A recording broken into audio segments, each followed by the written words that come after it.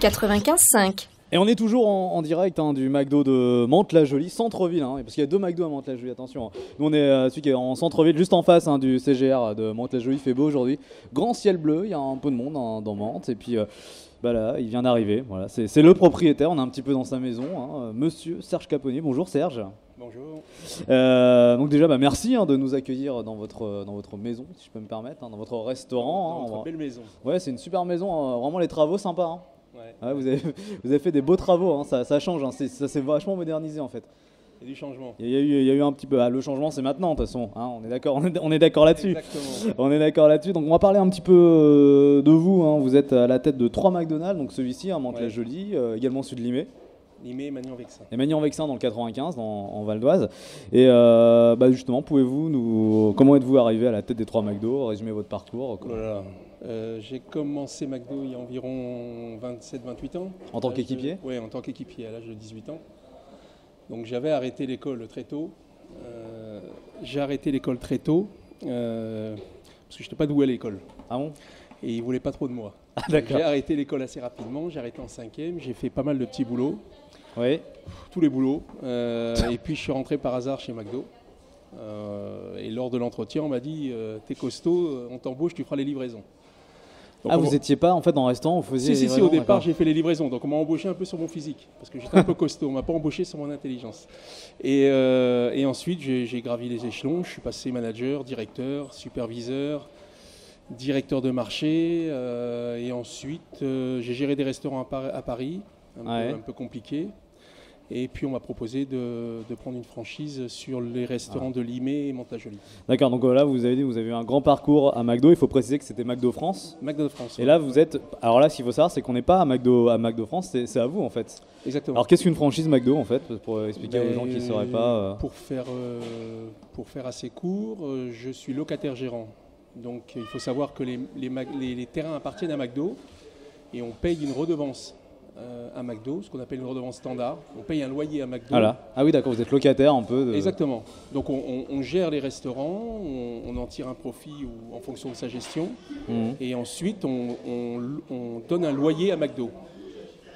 Donc tous les mois, en fait, vous payez à McDo. Qui est basé sur les 20 prochaines années, qui est le même loyer. D'accord. Donc c'est en fonction des chiffres d'affaires des restaurants. Et vous avez en fait les mêmes produits qu'un McDo normal. Enfin, personne peut se rendre compte qu'on est dans une franchise ici. Non, bien sûr que non. Et oui, il faut limite peut-être par rapport au décor ici, parce qu'il faut savoir vraiment pour les gens qui connaissent pas le McDo de centre-ville, on est à la base c'était une petite maison en fait. C'était une maison. Ça n'a rien à voir. Voilà, c'était une maison tout court. Des gens qui ont habité ici. C'est une maison. Parce que tous les McDo de McDo France sont faits tous pareil, on peut dire. Là, c'est vraiment c'est entre guillemets authentique. Oui, c'est une maison. Moi, je l'ai acheté il y a 10 ans, un peu moins de 10 ans. Donc, il faut savoir que c'est vrai que c'est un restaurant assez atypique. Et justement, c'est quoi vos missions dans les missions de votre poste ? Je suis sur les 3 restaurants. On a environ 130 personnes qui travaillent pour nous. Ouais. Donc, il faut, en premier lieu, il faut s'assurer qu'en termes d'hygiène, on respecte à 100% les procédures. Ça, c'est la première mission d'un franchisé. Ensuite, s'assurer que socialement tout se passe bien, donc il faut que les employés se sentent bien, donc ça c'est pas facile parce qu'il y a quand même pas mal de personnel. Et la troisième chose, c'est de pérenniser la société, donc de développer le chiffre d'affaires.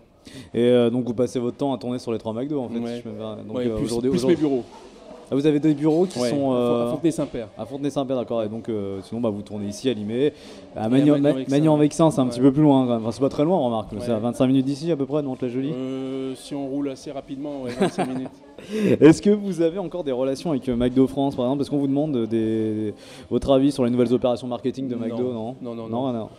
Sur les nouveaux sandwichs, par exemple, les nouvelles... Non, ça c'est voté. Il y a un bureau exécutif qui s'occupe de ça, qui à l'année vote les actions à faire. Et puis nous, on vote en fonction des actions pas à faire. Donc vous avez aucun lien avec... Moi, je donne mon avis sur la campagne Royal Barbecue et ainsi de suite.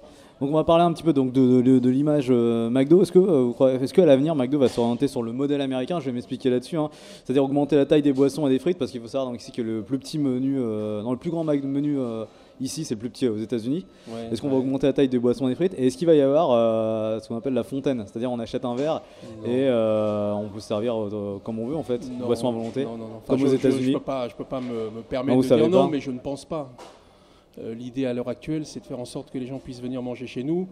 Et on sait très bien que c'est des produits qu'il ne faut pas consommer tous les jours. Moi, je suis C'est quoi la fréquence à votre avis? Je pense qu'il n'y a pas de fréquence, mais c'est comme partout, il faut y faire attention. Aussi bien, enfin, c'est pareil que si vous alliez manger au grec ou au chinois ou ainsi de suite. Je pense qu'il faut y faire attention.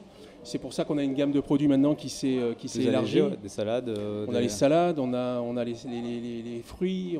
Je pense que quelqu'un qui veut faire attention chez nous peut manger tout à fait normalement.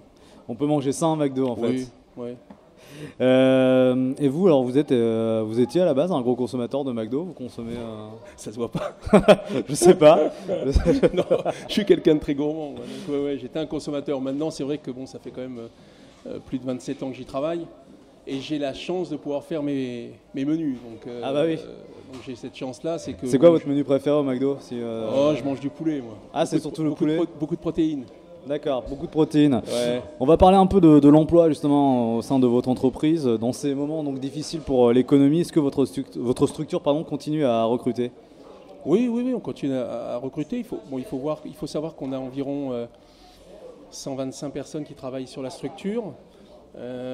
Ça va du contrat à 15 heures par semaine au contrat à 35 heures par semaine. La plupart de mes cadres, c'est-à-dire les directeurs de restaurants, ont commencé équipiers. Ont commencé avec moi il y a environ 9 ans, mis à part le directeur de ce restaurant qui lui a été recruté en externe. Oui, qui a commencé manager, je crois. Qui a commencé manager, lui il a eu Ahmed. plus de chance.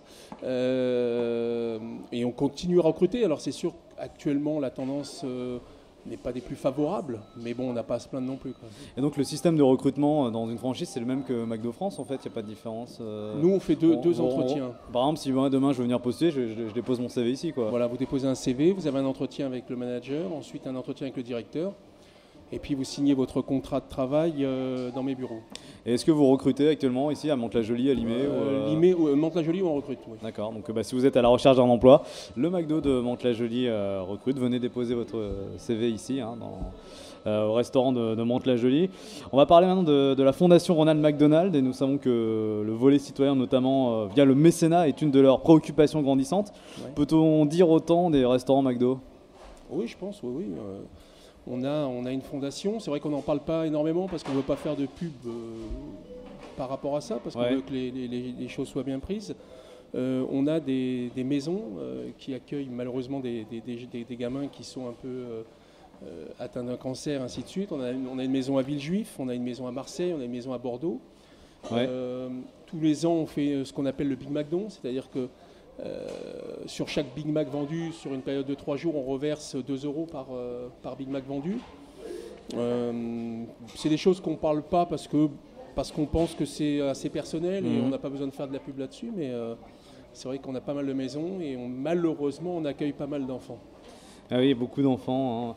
Et justement, on a également souvent reproché au restaurant McDo de trouver des emballages jetés tout autour. Alors, quelles mesures ont été prises afin d'améliorer l'environnement là? Alors, nous, sur la ville de Mantes-la-Jolie, on a signé une charte qu'on a signée avec la mairie pour faire en sorte de faire en sorte que beaucoup moins de papier circule autour des restaurants. Moi, je m'en suis rendu compte parce que c'est vrai qu'une fois, un riverain m'a pris un peu à part et m'a montré un peu les mauvais côtés de McDo, c'est les papiers qui volaient un peu partout. Donc maintenant, ici, on a mis des poubelles, on a des employés qui tous les matins, après-midi et soir, vont faire un tour de restaurant, donc vont à peu près à 200 mètres. Ils ont un circuit bien particulier à faire. Vous faites gaffe quand même Oui, on essaie. Après, je pense que c'est l'affaire de tous et de toutes.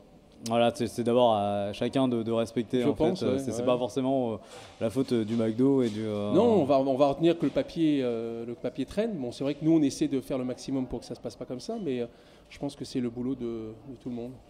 On va à présent, on va jouer en fait. J'aime bien jouer quand avec mes invités. On va faire un petit quiz McDo. D'ailleurs, je vais vous faire des descriptions de sandwich. Vous allez devoir retrouver le sandwich. Ça fait longtemps que je fais plus. Éventuellement, vous pouvez vous aider. Il y a votre directeur qui est juste derrière. Il y a Ahmed qui est derrière. Si vous voulez un joker. Bah oui, il se débrouille mieux que moi. Mais... Oui, Ahmed qui est tous les jours, donc tu disais, tu es tous les jours en fait ici. Donc tu connais les sandwichs théoriquement. Parle un petit peu plus près parce que les gens t'entendent pas. Oui, donc quoi, je disais normalement, approche, on t'entend pas. De restaurant, donc je suis en direct au niveau du restaurant. Donc bah, vous allez jouer tous les deux, je vous fais des descriptions de sandwich, vous essayez de... Bah, vous allez devoir retrouver le sandwich. Si je vous dis 2 tranches de cheddar fondu plus steak haché pur bœuf, des cornichons, de l'oignon et un peu de moutarde et du ketchup. Double cheese. Non. Ils n'ont pas trouvé instantané.